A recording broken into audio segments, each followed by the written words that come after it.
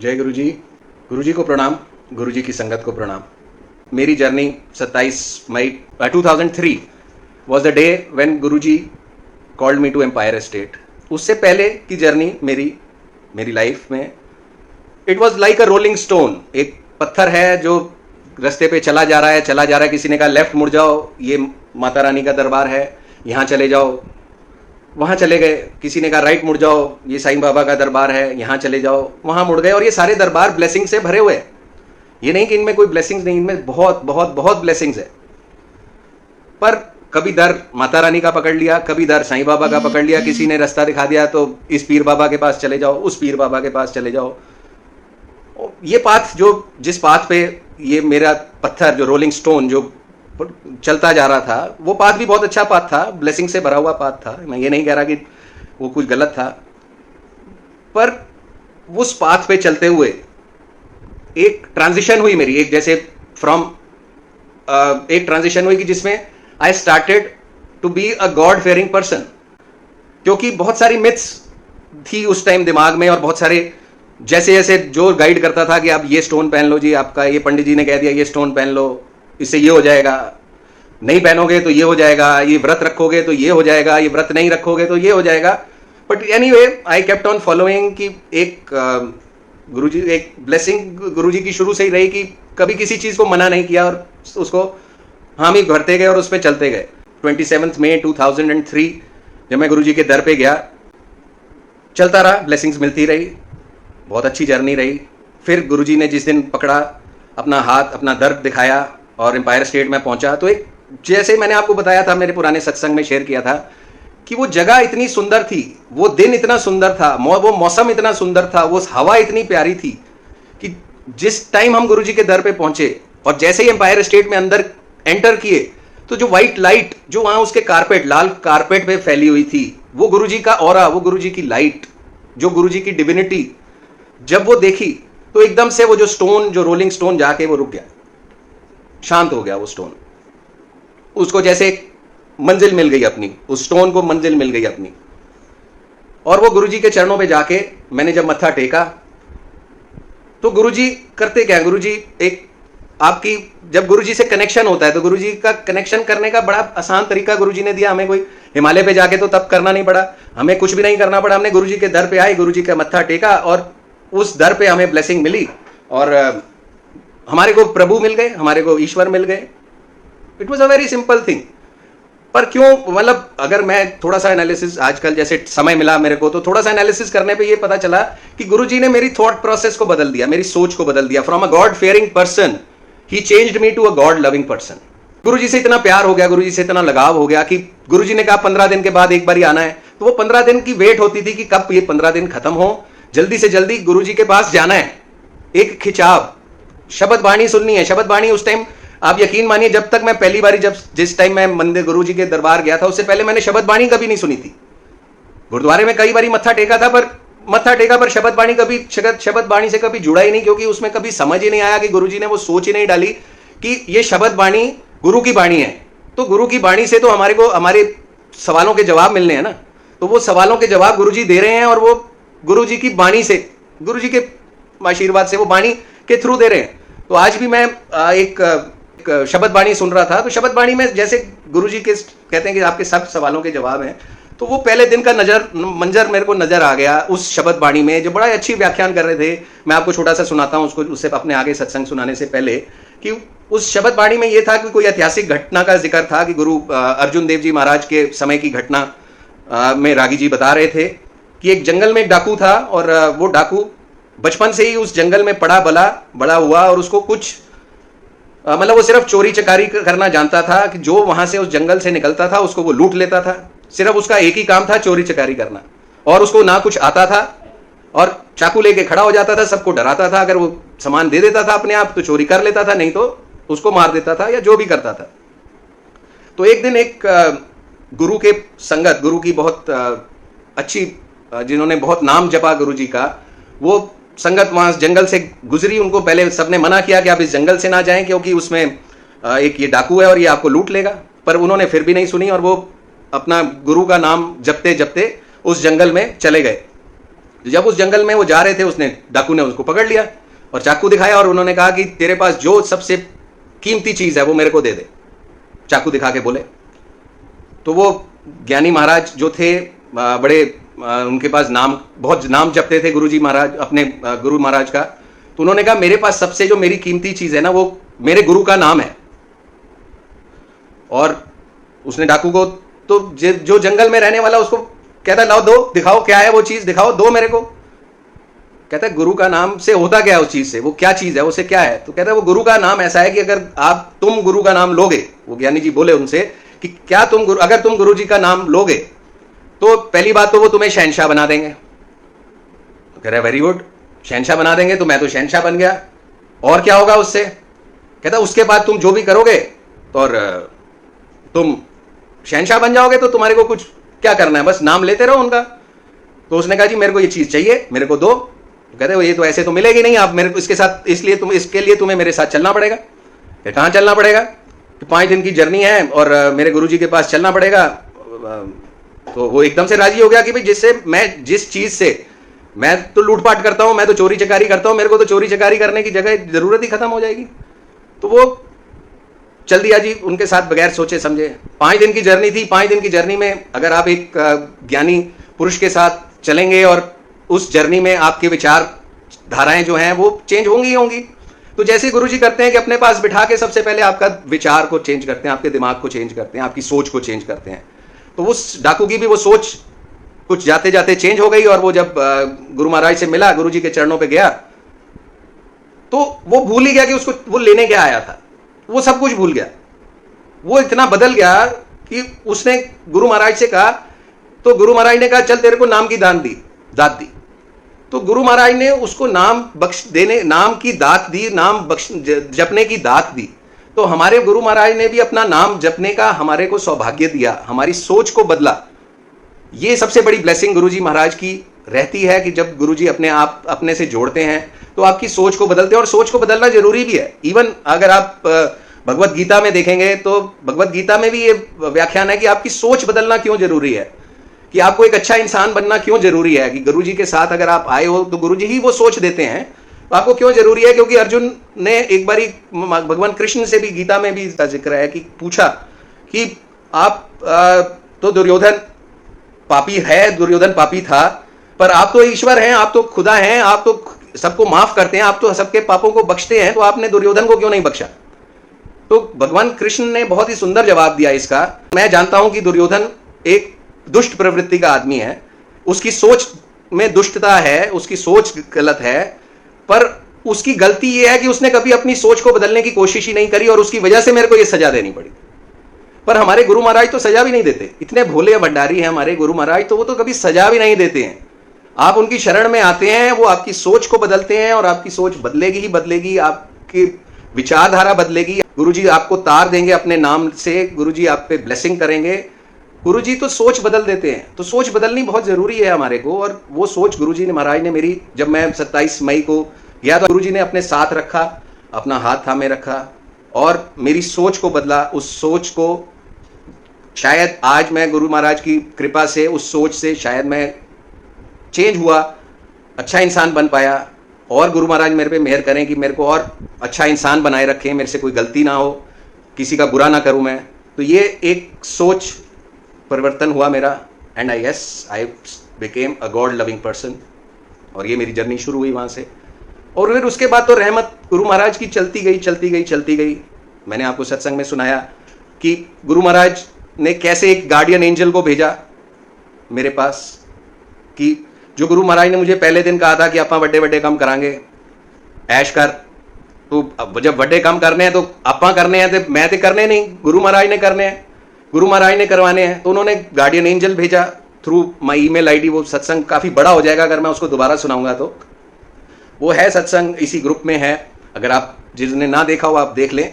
उस guardian angel ने जो मेरे पास आए, गुरुजी महाराज ने भेजा और गुरुजी महाराज ने काम दिलवाए, काम करवाए। उसमें एक बहुत अच्छी चीज़ जो मैं पिछले सत्संग में शेयर करनी भूल गया, कि that guardian angel was a south Indian and और एक हमारे नॉर्थ इंडिया की हम बिलोंग करते हैं।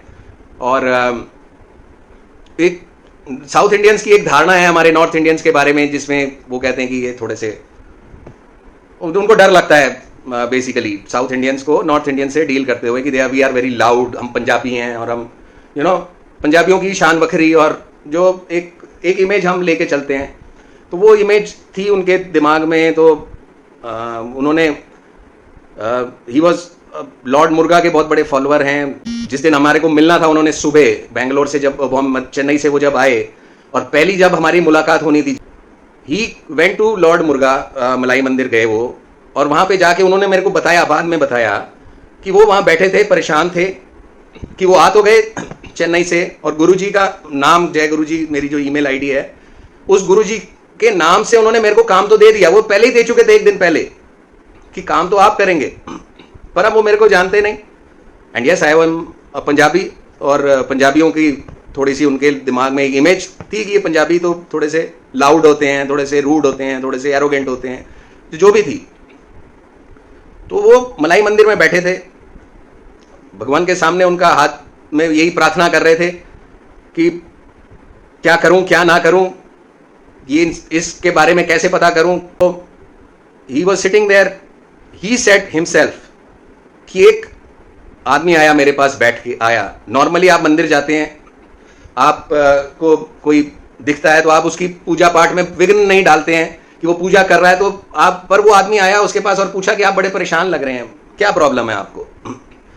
तो ही शेयर्ड कि मेरे को फलाना, I have to give project to someone, और अब मैं उनके बारे में जानता नहीं, और आप कौन, पहली बात तो उन्होंने पूछा। तो he said he said he is a very big executive from home ministry, और होम मिनिस्ट्री में थे और काफ़ी हाई पोस्ट पे थे। एंड यस, तो ही सेड कि I am at a very high post in home ministry, आप मुझे बताओ, मैं if you want I can check. तो अब होम मिनिस्ट्री में है, और उन्होंने उसको कह दिया कि उन्होंने एक बात शुरू करी कि उससे पहले वो कुछ बोलते तो उनके मुंह से ये निकल गया, मिस्टर सुब्रमण्यम कंसल्टेंट के मुंह से ये निकल गया कि वो किसी गुरुजी को मानते हैं, is a sangat, is a follower of some Guruji from Chhatarpur, जो मैंने एक दिन पहले उनको बता दिया था जब उन्होंने मुझसे पूछा था कि ये आपके गुरुजी कौन है। तो ही सेड वन थिंग उस मंदिर में बैठ के कि वो he is a follower of that Guruji, and मैं उन गुरुजी की वजह से इसको काम दे रहा हूं। अब आई डोंट नो कि वो इंसान कैसा है। तो संगत जी, बिलीव मी, दैट एग्जीक्यूटिव जो मेरे को नहीं जानता, मैं उनको नहीं जानता, कहां से आए कहां से गए मैं नहीं जानता, मंदिर में बात हो रही है मुझे नहीं पता। He said very very good thing, बहुत ही बड़ी बात कही उन्होंने, वो बात आज भी मेरे को भूलती नहीं है, जो बाद में मेरे को सुब्रमण्यम साहब से पता चली। तो उन्होंने ये कहा कि अगर वो जो कॉन्ट्रैक्टर जिसको आप काम देने जा रहे हैं वो उस गुरु की संगत है, वो छतरपुर वाले जो गुरु महाराज की संगत है, तो आप आंख बंद करके काम दे दो उनको, क्योंकि उस गुरु की संगत बिल्कुल रिलायबल होती है। मतलब तो संगत जी, आप ये देखिए कि अगर मैं आज अपने आप को कहता हूं कि मैं गुरु की संगत हूं, मैं उस गुरु जी की संगत हूं, तो कितनी बड़ी रिस्पॉन्सिबिलिटी है मेरे ऊपर। I have such big responsibility कि मैं उस गुरु को रिप्रेजेंट कर रहा हूं, और मेरे को उस गुरु की I mean, जो स्टैंडर्ड्स हैं गुरु जी के, मतलब हम तो बहुत पापी इंसान हैं, हम बहुत छोटे इंसान हैं, हमारी सोच बहुत छोटी है, पर हम अगर कहते हैं कि हम गुरु जी की संगत हैं, तो हम उस गुरु को रिप्रेजेंट कर रहे हैं। And we should never, we have to change ourselves. हमें अपनी सोच को, अपने आप को बदलना है, उनकी पैरामीटर्स पे खरे उतरने के लिए, उन गुरु जी के पैरामीटर्स पे खरे उतरने के लिए। इतनी बड़ी बात उन्होंने मेरे को कही, और वो बात आज तक मेरे दिमाग में है कि मैं ऐसा ना बनूं, मैं ऐसा ना बिहेव करूं, मैं ऐसा किसी के साथ बुरा ना करूं, मैं ऐसा बिहेवियर रखूं, अपना एक प्रोटोकॉल मेंटेन करके रखूं, क्योंकि मैं उस गुरु को रिप्रेजेंट कर रहा हूं। मैं खुद नहीं हूं, मैं I am not Sumit, I am गुरु जी संगत। जो गुरु जी चाहते हैं, जो गुरु जी ने हमें वो सोच बख्शी है कि हमें अच्छा इंसान बन के ही किसी का भला करना है, किसी की मदद करनी है, किसी का बुरा नहीं करना है, मेरे को उस पैरामीटर्स, उस प्रोटोकॉल्स को फॉलो करना है all the time. It is my responsibility, it is responsibility of all sangat, everybody who is listening to this, और जो है कि हम गुरु जी की संगत कहलाते हैं, तो हमें we should be proud कि हम ऐसे गुरु की संगत हैं कि जिसका नाम से काम मिल जाता है, जिसके नाम से काम हो जाते हैं, जिसके मतलब सिर्फ नाम लेने से हम तर जाते हैं, बीमारियां दूर हो जाती हैं, सब कुछ हो जाती है। तो हमारे से गुरु जी मांगते क्या है? सिर्फ in return he doesn't ask, हम दे भी कुछ नहीं सकते गुरुजी को, सिर्फ एक चीज कि हम गुरुजी की बात को माने। आई मीन जो गुरुजी कहते थे कि मानो, मानो हमें गुरुजी की नहीं माननी है, हमें गुरुजी की बात को मानना है। That is the main thing. कि जैसे एक और स्टोरी जो मैंने, एक व्याख्यान जो सुना, तो उसमें एक हस्बैंड अपनी वाइफ को, हस्बैंड कहीं फॉरेन कंट्री में होता है, तो अपनी वाइफ को he keeps on writing letters, letters daily letters. I mean उस टाइम ईमेल का जमाना नहीं था, तो लेटर्स लिखता था और वो लेटर आता था वाइफ के पास, और वाइफ उसको बगैर खोले एक मलमल के बहुत सुंदर कपड़े के अंदर रख के उसकी रोज पूजा करती थी। तो वो लेटर्स को इकट्ठा करती गई, और जब हस्बैंड वापस आया तो उसने पूछा कि आपने क्या मेरे लेटर्स पढ़े? तो उसने कहा नहीं, ये लेटर तो ये पढ़े हैं, आपने लेटर भेजा, मैंने उसकी पूजा करी, मैंने इसको वो किया। तो भाव ये है कहने का संगत जी कि हमें उस लेटर की पूजा, हमें गुरु की पूजा तो करनी है, हमें की बात उस लेटर के अंदर क्या लिखा है, उस लेटर में क्या वो हमें समझाना चाह रहे हैं, उसको मानना ज्यादा जरूरी है, ना कि हमारे को इस चीज को मानना। तो गुरुजी महाराज की different ways, Guruji has different ways of teaching us, telling us कि क्या करना है क्या नहीं करना है। कभी कभी वो गार्डियन एंजल्स भेजते हैं, कभी वो किसी के संगत के थ्रू मैसेज भेजते हैं, कभी कुछ भेजते हैं। But I am sorry to say, आजकल गुरुजी माफ करें मेरे को, कि आजकल मैं बहुत सारे मैसेजेस सोशल मीडिया पे देखता हूँ, गुरुजी का वचन, गुरुजी की सोच, गुरुजी का ये, गुरुजी की वो। अरे भाई साहब, अगर मैं उस संगत को कहना चाहता हूँ कि हम कौन होते हैं गुरुजी की, गुरुजी ने हमारे अंदर एक सोच डाली है, वो सोच गुरुजी की है, हम कहां से उस सोच को लिख सकते हैं? हम तो गुरुजी का सिर्फ शुक्राना कर सकते हैं कि ये जो सोच डाल रहे हैं, ये जो वचन डाल रहे हैं, ये जो वहमों में डाल रहे हैं कि अब आप ये 40 दिन जाएंगे गुरुजी के मंदिर, या तो आई मीन हमने कभी, जब हम गुरुजी के दर पे जाते थे, हमने कभी सुनी भी नहीं ये चीजें, क्योंकि सोच गुरुजी की थी, गुरुजी ही डालते थे, गुरुजी ही करने वाले, गुरुजी ही, आई मीन गुरुजी हैं तो सब, हम सब हैं, अगर गुरुजी नहीं है तो हम सब नहीं हैं। तो हमें गुरुजी की उस प्रोटोकॉल, उस लेवल पे हमें रहना है। बस गुरुजी महाराज ये बख्शें कि एक अच्छा इंसान बना के रखें, अच्छी सोच हमारे अंदर बना के रखें, यही गुरु महाराज से विनती है। सत्संग शुरू कर आगे मैं कुछ अपने एक्सपीरियंसेस शेयर करूंगा। काफ़ी एक्सपीरियंसेस मैं शेयर कर चुका हूं अपने लाइफ के, जो मेरे गुरुजी ने मेरे को बख्शीश दी, मेरे को जो ब्लेसिंग्स दी, बहुत ब्लेसिंग्स हैं, अनगिनत ब्लेसिंग्स हैं, रोज़ एक ब्लेसिंग है। मेरी एक बड़ी गलत बुरी हैबिट ही कह लीजिए कि मेरी हैबिट होती थी कि मैं 2-2 अखबारें सुबह पढ़ता था, और आई मीन सारा कुछ, जैसे कि मेरे को सारा ज्ञान लेना बहुत ज़रूरी है, वो एक बेकार की सोच मेरी कि ये ज्ञान लेना ज़रूरी है, तो वो अखबारें पढ़ता था। पर अब जब से कोविड का ये पीरियड शुरू हुआ, तो अखबार में सिवाय एक मीडिया प्रोपेगेंडा की अब ये हो गया, अब इतनी लोग इफेक्ट हो गए, कभी कुछ, मतलब कोई काम की चीज़ तो नहीं, डराने की चीज़ ज़्यादा, बट मतलब एक दिमाग खराब करने की, तो अखबार पढ़नी छोड़ दी थी मैंने।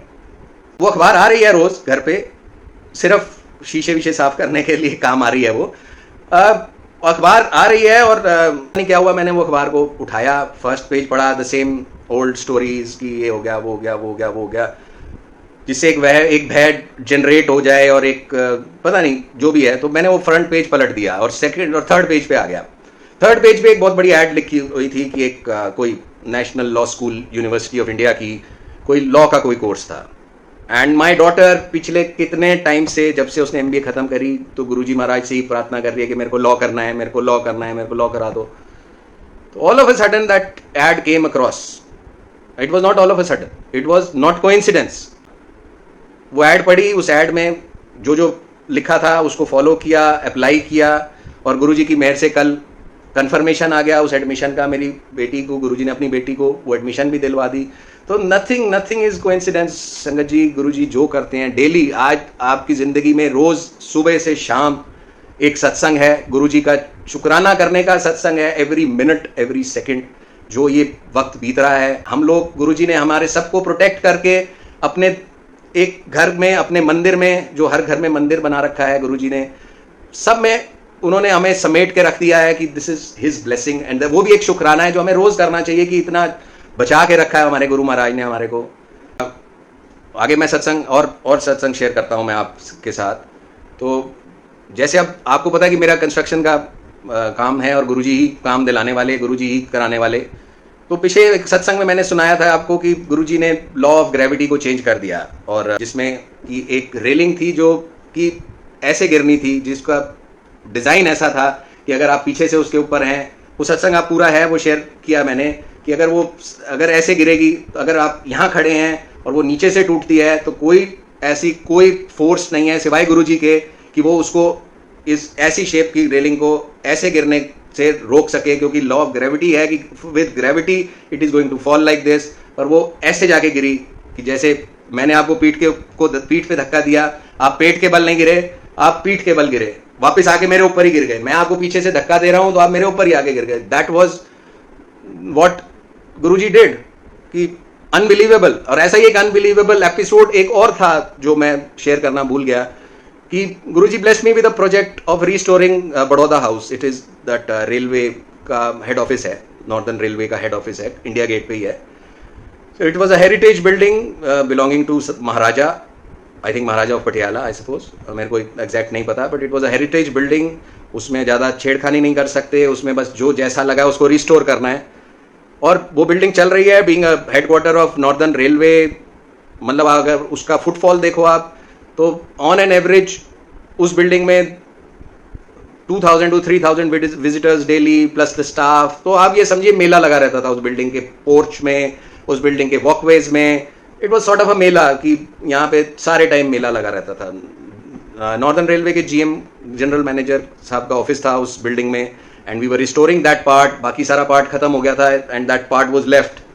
And it was day time, I was sitting in my office, जो बड़ौदा उसके पीछे एक जगह में मिली थी, because it was a running office. So अंदर तो हम बना नहीं सकते थे अपना प्रोजेक्ट ऑफिस, तो वो प्रोजेक्ट ऑफिस पीछे बना हुआ था। I was sitting there, all of a sudden at around 2:30 in the afternoon I heard a loud bang। इतना जोर का था वो बैंग था कि ऐसे लगा कि कोई बम फट गया। लिटरली आई थॉट कि सम टेररिस्ट एक्टिविटी, यार इतना बड़ा बम फट गया कोई बड़ौदा उसमें। Immediately we all rushed out कि क्या हो गया। That very moment I mean we couldn't see कि सब लोग बाहर खड़े हैं, सब हफड़ा दफड़ी हो गई, क्या हो गया क्या हो गया क्या हो गया। CISF जो उनकी बिल्डिंग की सिक्योरिटी एजेंसी है, देवर ऑल रनिंग, क्या हो गया क्या हो गया क्या हो गया। एंड मेरा फ़ोन बजता है जी एकदम से। माय सुपरवाइजर कॉल्ड मी कि सर एक एक्सीडेंट हो गया। क्या हो गया भाई? एक बहुत बड़ी विंडो, वो जैसे महलों की जैसे, क्योंकि इट वॉज अ पैलेस, तो पैलेस की विंडो बहुत बड़ी सी विंडो होती है। ठीक करने के लिए उस विंडो को खोला तो उस विंडो के जो हिंजेस हैं वो या तो थे नहीं या क्या था। वो विंडो खोलते ही उसमें हिंजेस नहीं थे, तो वो विंडो किसी ने वैसे जाम करके रखी हुई थी कि बंद करके कि इसको ना खोलो, ना अगर खोलोगे तो ये गिरेगी। हमें नहीं पता था वो, ऑब्वियसली वो गिरी विंडो, बहुत बड़ी विंडो, और नीचे जाके गिरी। वो फर्स्ट फ्लोर से नीचे जाके गिरी। उस पर टफन ग्लास लगा हुआ था, तो टफन ग्लास जब वो गिरा और वो टूटा तो टफन ग्लास के अंदर थोड़ी गैस होती है, and it was basically a vacuum sealed toughen glass. It was a special kind, जो राजधानी की ट्रेन्स में भी अगर आप देखें तो इट इज वैक्यूम सील्ड। एक अंदर ग्लास होता है, दूसरा ग्लास बाहर होता है, बीच में वैक्यूम होता है, व्हाटएवर फॉर इंसुलेशन। वो गिरा, ब्लास्ट जैसी बात हुई, कांच ही कांच हो गया दूर दूर तक। मैं वहां भागा हुआ गया एंटिसिपेटिंग कि आज तो कुछ हो गया। तो बस गुरुजी का नाम लेते लेते मैं वहां उस साइट तक पहुंचा, बड़ी मुश्किल से पहुंचा। उस टाइम डर तो लग रहा था कि इतना बड़ा ऑफिस है, GM साहब का ऑफिस है, GM साहब नीचे बैठे होते हैं और इस टाइम उनकी गाड़ी भी होती है वहाँ पे, कुछ होता है पता नहीं, और इतने सारे लोग होते हैं कि कुछ गुरुजी बचा लेना, बस ये कहते कहते कहते मैं वहाँ पहुँचा। तो वहाँ देखा कि वो ग्लास टूटा पड़ा था, बुरी तरह हाल था, सब कुछ बहुत बुरा था, but nobody was hurt. And I am really surprise कि 2:30 बजे का टाइम, मैक्सिमम फुटफॉल होता था उस टाइम 2:30 बजे से, क्योंकि लंच टाइम खत्म होता था।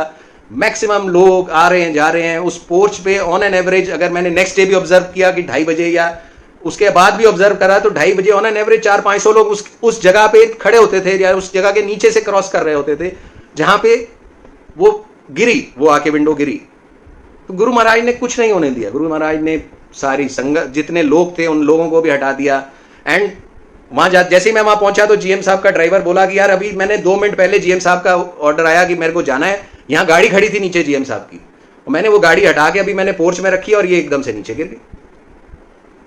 वैसे हमारे गुरु महाराज देखिए कि किसी अपना मतलब अपने भक्तों का, अपने संगत का इतना ख्याल रखते हैं कि मैं शुक्राना जितना कर लूँ कम है कि ऐसी जगह, ऐसे सरकारी ऑफिस में कि जहाँ पे लोग ही लोग होते हैं, जहाँ पे इतना सारा इतने फुटफॉल है, फिर भी गुरु महाराज ने मुझे बचा लिया, उन लोगों को बचा लिया, किसी को कोई चोट नहीं लगने दी।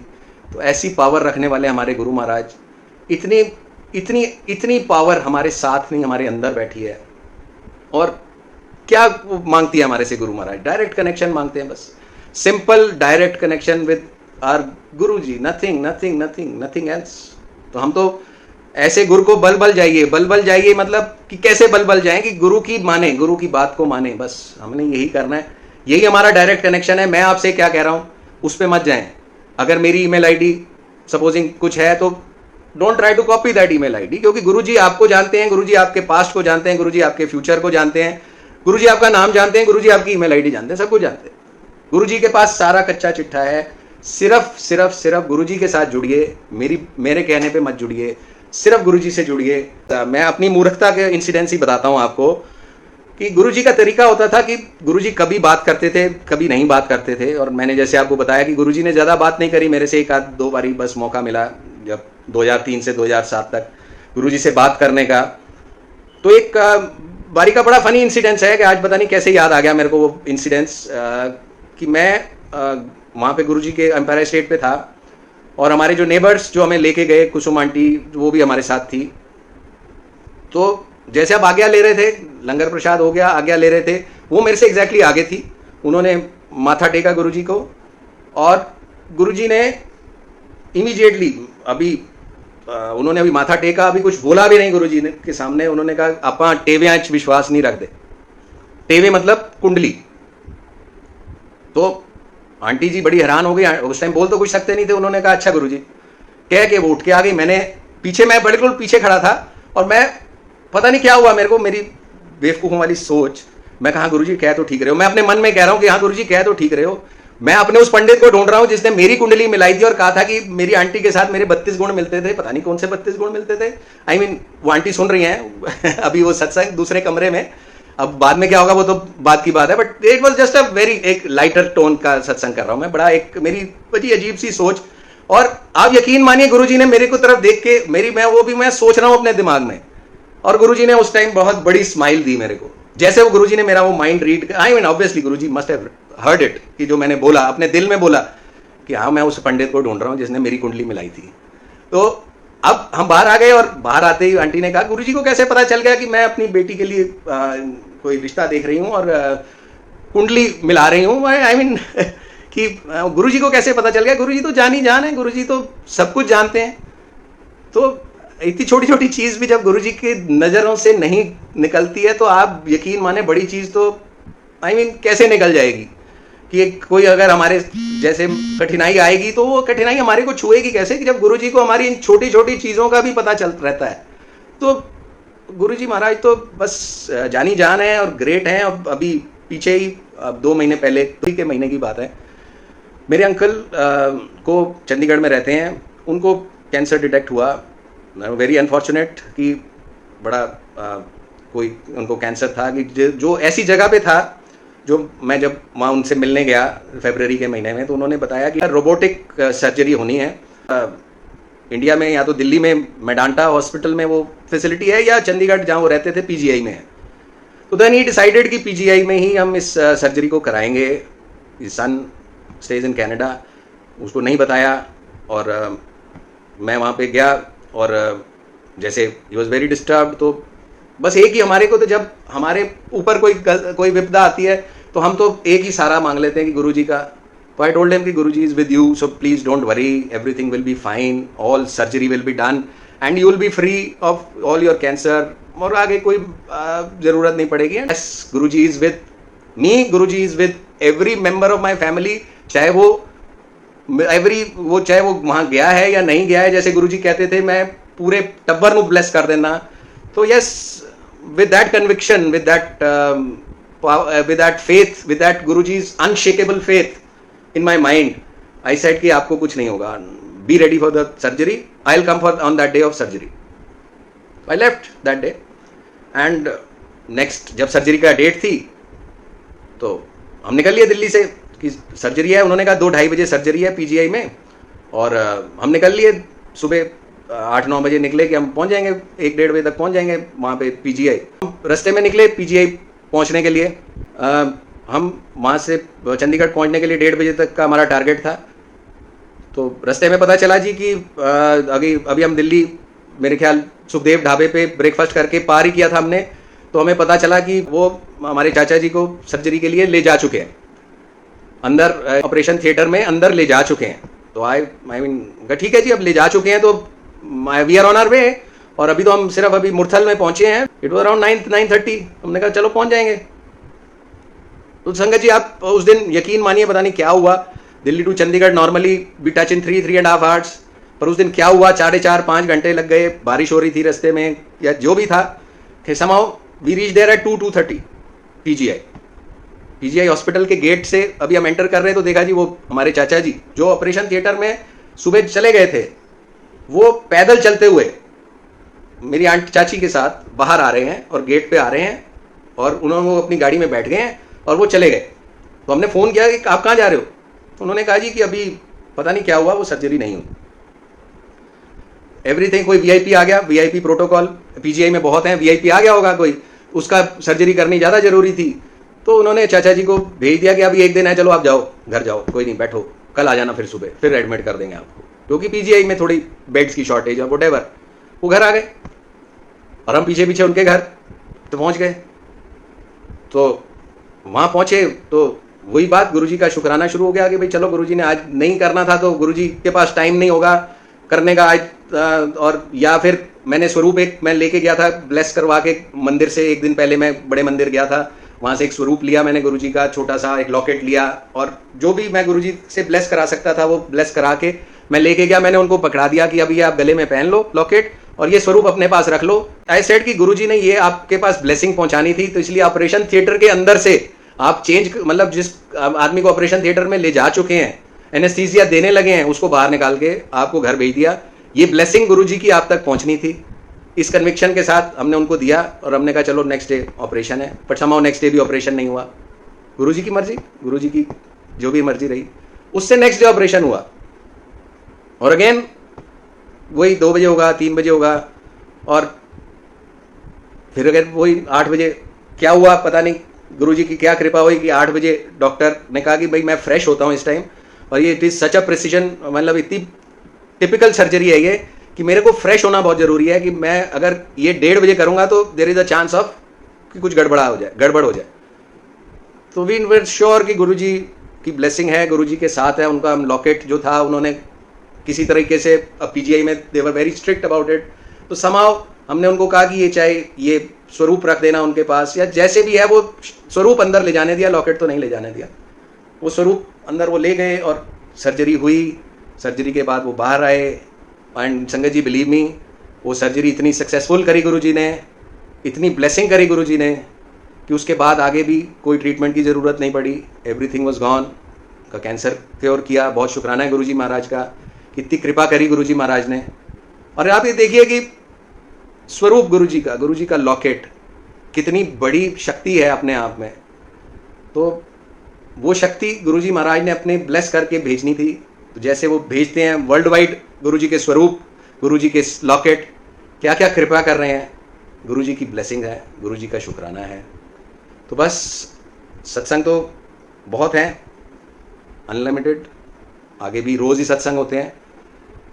तो यही गुरुजी से आज्ञा लेना चाहूँगा आज कि गुरुजी से यही प्रार्थना है कि ये सेवा जो हमारे को बख्शी है गुरुजी ने, जो इस ग्रुप को बख्शी है, जो बाकी ग्रुप्स में गुरुजी सेवा करवा रहे हैं, तो सेवा कराने वाले भी गुरुजी हैं। तो और हम लोग जो सोचते हैं कि ये जो सत्संग भी हम जो शेयर कर रहे हैं, ये भी तो गुरुजी की सेवा दे रखी है गुरुजी ने, तो हम सत्संग कर पा रहे हैं।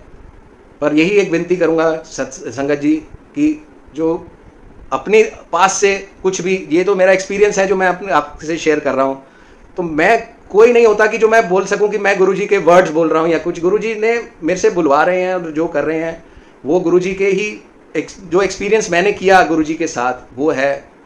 तो वो शेयर करने का बस अवसर देते रहें गुरुजी महाराज, ये सेवा देते रहें, ये सत्संग मैं करता रहा हूँ, गुरुजी महाराज मेरे को वो सेवा देते रहें, सेवा बख्शते रहें। यही इसी से आज्ञा लूँगा मैं, इस पर ही आज्ञा लेना चाहूँगा। शुक्राना गुरुजी, अगर कोई गलती हो गई हो मेरे से ये सत्संग सुनाने में तो प्लीज़ क्षमा करना गुरुजी, मौका देना। थैंक यू गुरुजी, शुक्राना गुरुजी।